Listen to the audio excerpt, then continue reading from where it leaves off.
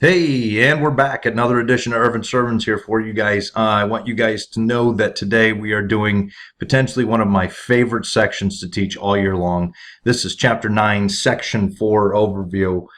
Man, you guys are going to see how politics really takes a hold of America. You're going to see a doozy of an election. It's going to cost somebody their life. What an incredible time period. So ultimately, I'm going to get right into it. I'm going to try to keep this video as short as possible, but man, is there a lot to get through. So let's get moving. Okay, Chapter 9, Section 4 overview. Look, John Adams is elected to replace George Washington as the second president of the United States. And remember that Adams, like George Washington, was also a Federalist.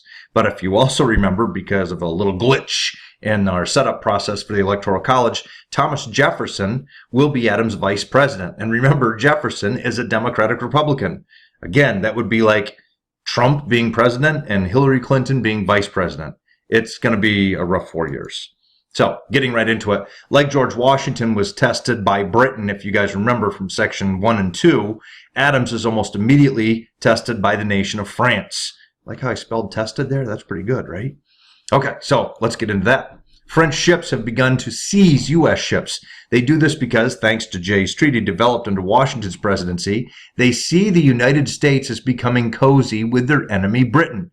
Remember, Jay's Treaty signed an agreement with Britain, and France is going, what the heck? Here we were, here to help you guys in your own American Revolution, and you're signing a treaty with Britain. So, powerful and outspoken Federalists within Adams' party, such as Hamilton, see this as an act of war. If you remember, the Federalists did not like France. They preferred Britain over France. And they see this as an opportunity to both smash the Democratic Republicans, anyone who felt maybe their loyalty should have been with France. This is a great time to go out and just crush France and destroy the political party known as the Democratic Republicans. But the Federalists aren't going to do that. Okay? Adams knows that the country is still too weak to go to war with a nation as big and as powerful as France, and attempts to send diplomats to talk it out. Federalists, like Hamilton, are not happy that Adams has decided to take this route. Within his own party, he's got people criticizing him. Adams' plan, he sends 3 dudes to go and talk to the foreign minister of France. The guy's name is Charles Maurice de Talleyrand. But before Talleyrand agrees to the talks, he makes these 3 Americans come across the ocean, wait a couple of days to meet with him, and then he comes out and tells the American diplomats that France first needs $10 million, and Talleyrand himself needs $250,000 before they will even start negotiations. Crazy.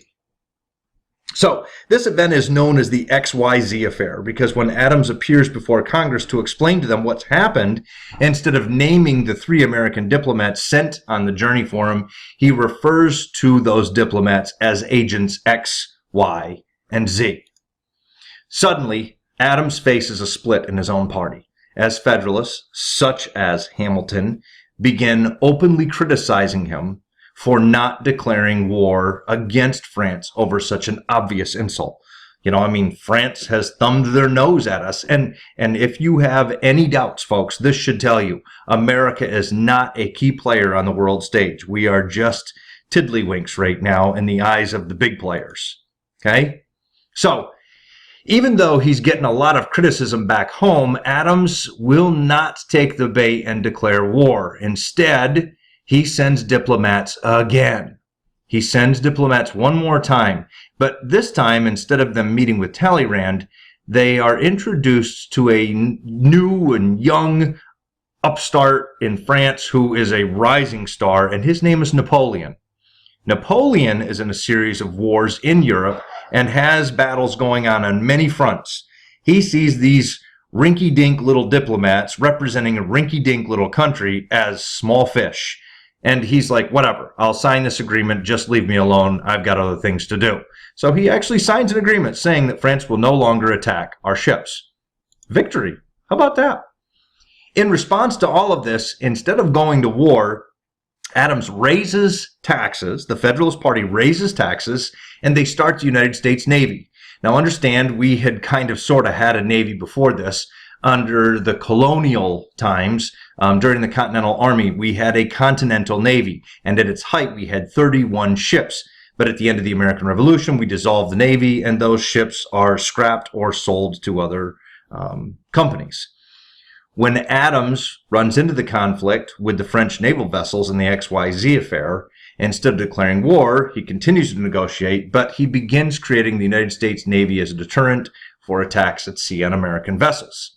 And at the height of Adams' presidency in 1798, so this is just 2 years after the election, the United States actually holds 14 naval vessels, which is quite impressive for this time to put together that many ships in just 2 years. So Adams' popularity is soaring. He has managed to keep us out from going to war with France, and he's increased our Navy. So good on you, Adams, right?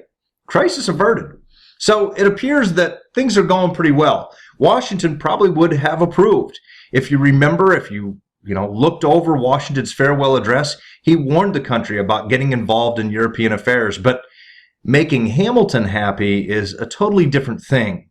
And a serious amount of damage has been done to the Federalist Party due to the criticism from within the party itself. Hamilton is writing almost nonstop to other Federalists criticizing Adams. Now think about that. Those are two big dogs. And if Hamilton would have just laid down and let Adams do his thing, but Hamilton is damaging his own party by criticizing a then sitting president. So here's the double down. And this is really what I think hurts Adams the most. Adams definitely was known for his temper.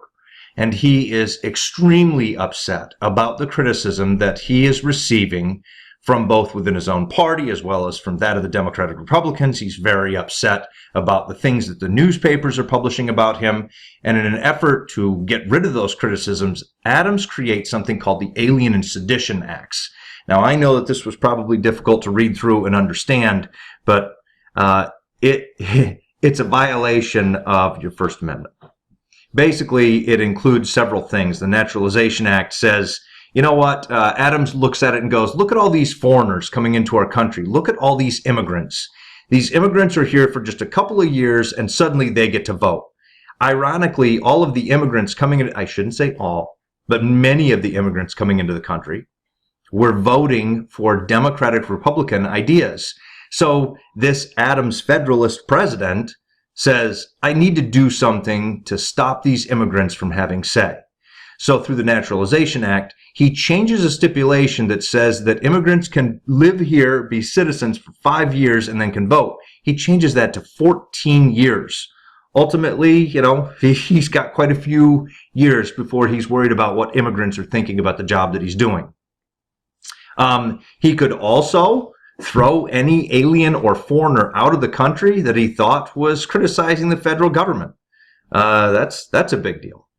And then ultimately, the Sedition Act, when you commit sedition, you are promoting rebellion. And basically, Adams says there's a lot of sedition going on in this country right now.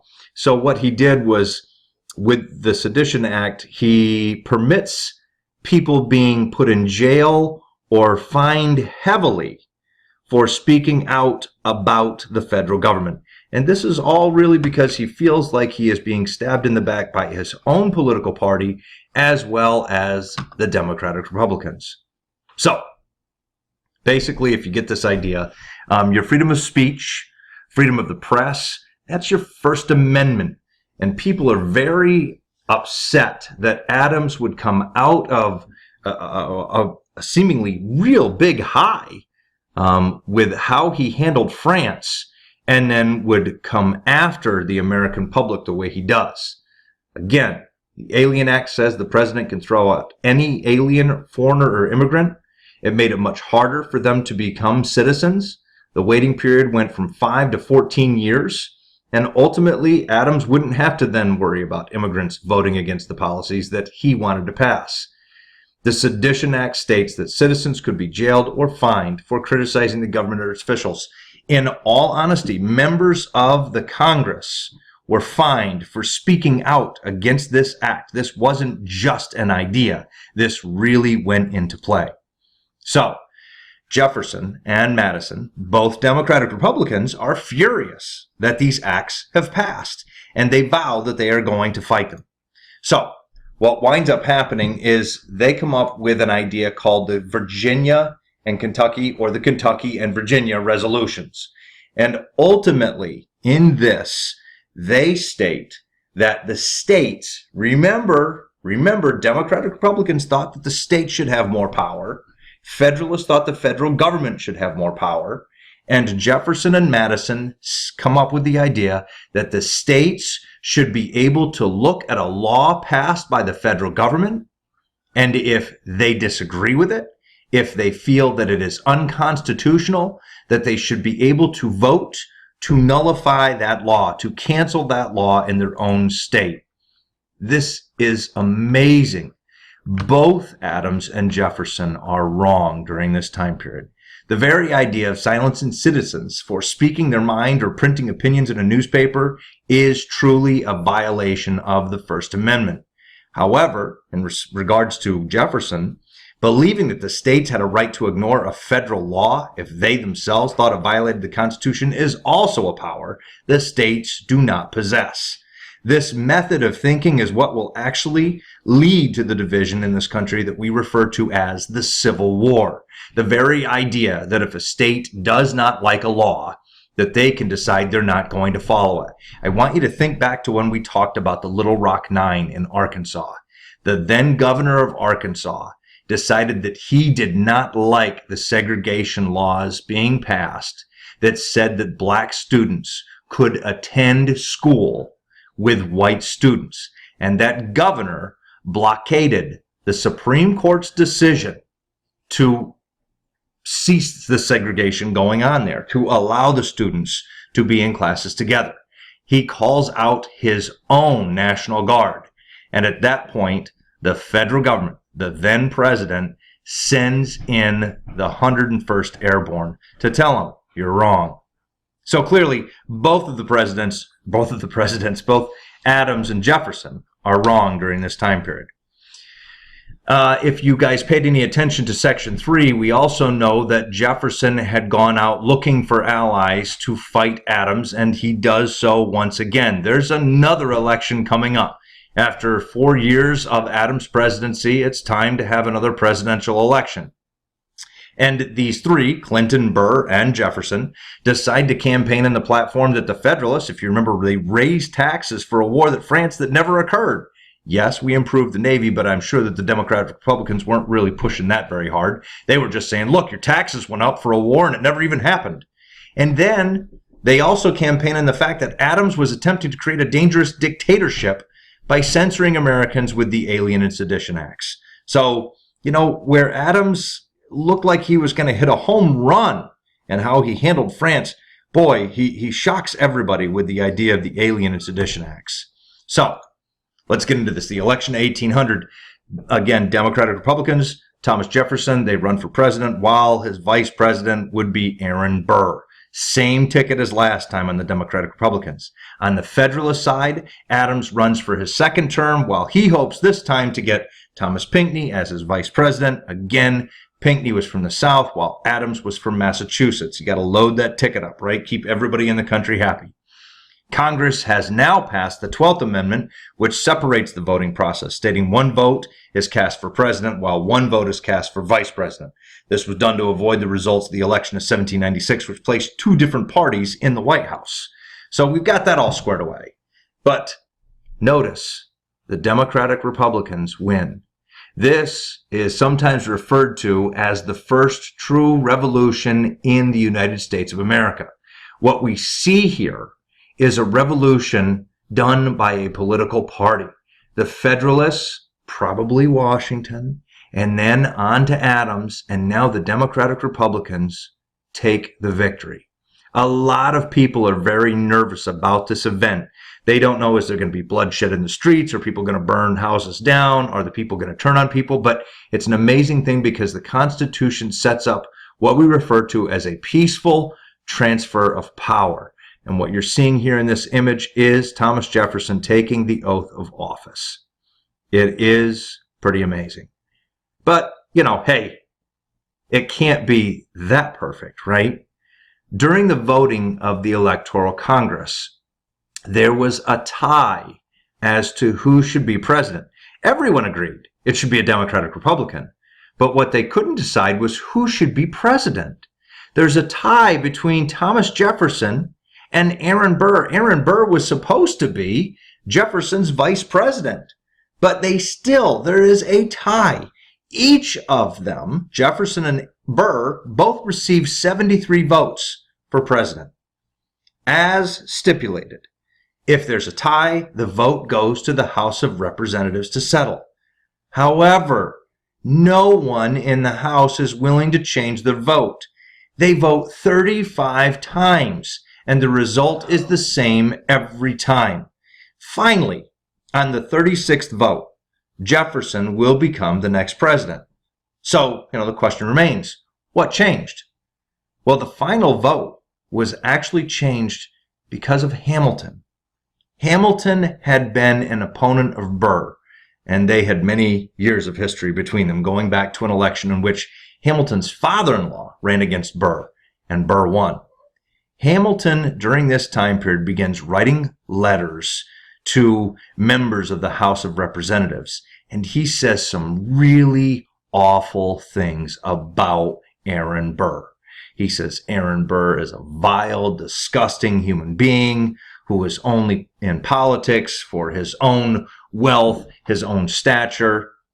And Hamilton states that even though he disagrees with Jefferson on many points, he knows Jefferson to be an honest man who truly loves his country.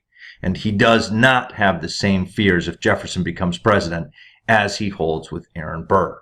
And of course, because Hamilton is as powerful a Federalist as he is, members of the House listen to him, and they change their votes, and Jefferson becomes president of the United States. But I have to throw this little doozy in here. Would you be mad if you were Burr? You've come so close to the office of President of the United States, and to have one man to blame for you losing that election. That one man is Hamilton. And remember, they have years of bad blood between them.